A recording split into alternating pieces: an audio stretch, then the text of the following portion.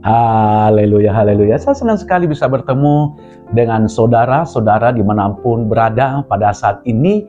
Dan saya akan membaca firman Tuhan buat kita yang tertulis dalam Markus pasal 1 ayat 40 sampai dengan 41. Beginilah firman Tuhan. Seorang yang sakit kusta datang kepada Yesus dan sambil berlutut di hadapannya, ia memohon bantuannya, katanya, "Kalau engkau mau, engkau dapat mentahirkan aku." Maka tergeraklah hatinya oleh belas kasihan.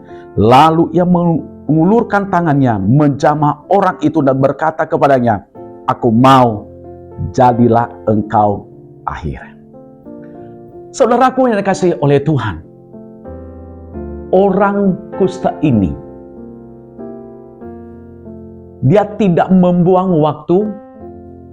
Orang kusta ini, dia sudah lama menderita penyakit.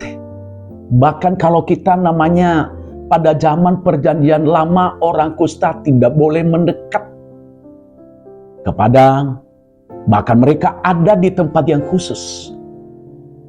Tetapi orang kusta ini, dia datang kepada Yesus dengan mempergunakan waktu yang ada. Dia tidak sia-siakan waktu yang diberikan oleh Tuhan kepadanya. Sampai dia bertanya, "Kalau engkau mau, engkau dapat mentahirkan aku." Berarti di sini orang kusta ini mempergunakan waktu. Banyak di dalam kehidupan orang yang percaya, kadang-kadang Tuhan memberikan waktu kepada kita 24 jam untuk menerima mujizat, untuk menerima berkat dari Tuhan, untuk kita diberkati oleh Tuhan. Kadang-kadang kita tidak mempergunakan waktu yang ada itu. Makanya hari ini saya memberikan judul perenungan saya ini, menghormati waktu Tuhan.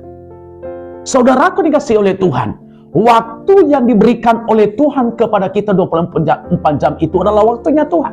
Kita harus hormati, kita harus junjung tinggi. Jangan kita pakai waktu yang diberikan oleh Tuhan kepada kita untuk memenuhi hawa nafsu kita, keinginan kita, bahkan kemauan kita.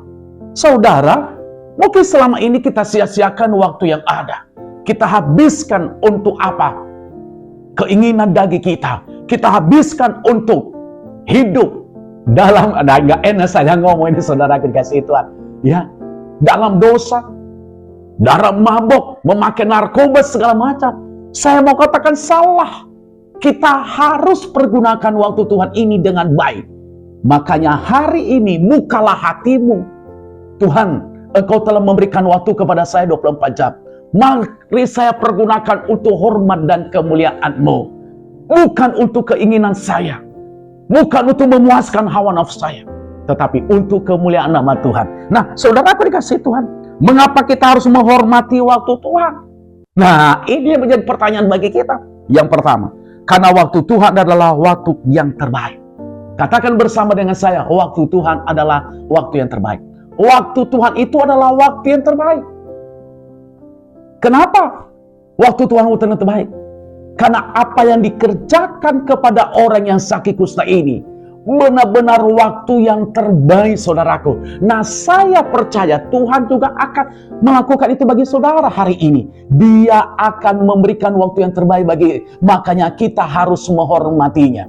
Yang kedua yang perlu saya sampaikan kepada kita, mengapa kita harus menghormati waktu Tuhan? Agar kita menerima pengampunan dari Tuhan. Saatnya kita hormati waktu Tuhan. Tujuannya adalah supaya kita menerima pengampunan dari Tuhan. Kita tidak tahu kapan Tuhan panggil kita. Kalau kamu tidak menghormati waktu Tuhan, bagaimana saudara bisa menerima pengampunan? Mungkin saudara berkata, nanti hari ini saya berbuat dosa, besok lagi saya lakukan, besok lagi berbuat dosa, nanti lusa lagi minta pengampunan dari Tuhan. Hei, ingat, ini waktunya saudara kasih. Ini waktunya. Jangan berkata besok-besok. Agar kita, makanya saya katakan, agar kita menerima pengampunan dari Tuhan. Berarti setiap hari kita harus cek dan recheck kehidupan kita. Amin, saudara dikasihi Tuhan. Amin. Pak Pendeta, selama ini saya sudah salah. Makanya hormatilah waktu Tuhan. Yang ketiga yang Yesus sampaikan kepada kita, mengapa kita harus menghormati waktu Tuhan? Agar kita bisa tetap hidup di dalam mujizat Tuhan. Katakan bersama dengan saya hidup dalam mujizat. Saya percaya kalau kita menghormati waktu Tuhan, akan kita mengalami mujizat demi mujizat. Saya melihat dalam kehidupan seorang anak muda di dalam Alkitab, Yusuf, dia menghormati waktu Tuhan itu dengan baik. Saudaraku dikasihi Tuhan, apa yang terjadi? Dia menerima mujizat. Walaupun saudaranya mau membunuh dia, tidak jadi dibunuh, saudaraku. Dijual rencana yang jahat dari saudaranya di pasar perbudakan, bahkan dilecehkan, saudaraku dikasihi Tuhan. Waktu itu apa yang terjadi? Yusuf menghargai waktu itu sehingga dia mendapatkan mujizat, dimasukkan ke dalam penjara, dia mendapatkan mujizat yang luar biasa. Berarti di sini kita akan melihat orang yang menghormati waktu Tuhan, dia menerima mujizat dari Tuhan. Saya percaya saudara hari ini bisa menerima mujizat dari Tuhan. Saya tidak tahu penyakitmu, saya tidak tahu masalah rumah tanggamu, saya tidak tahu masalah pekerjaanmu, saya tidak tahu masalah keuanganmu, tetapi hari ini kalau kamu menghormati waktu Tuhan, saya percaya saudara akan menerima mujizat dari Tuhan. Hari ini saya akan berdoa buat saudara. Mari buka hatimu kepada Tuhan. Arahkan hatimu kepada Tuhan hari ini. Tuhan pasti akan menolong saudara. Bapa, di dalam nama Yesus, hamba-Mu berdoa buat setiap pribadi. Biarlah jamah mereka. Biarlah mereka menghormati waktu Tuhan. Kami percaya kalau kami menghormati waktu Tuhan, kami merasakan lawatan Allah dalam hidup kami.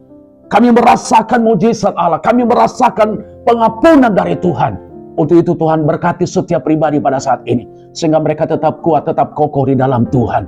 Sehingga mereka menghormati waktu-Mu. Karena kami tahu waktu itu akan berlalu. Dan saatnya setiap pribadi menghormati. Hanya di dalam nama Yesus kami telah berdoa. Haleluya. Amin. Sukses saudara. Tuhan Yesus memberkati. Amin. Halo teman-teman semua. Buat kalian yang belum memiliki tempat ibadah tetap, yuk gabung bersama kita di GBI Glow Fellowship Center.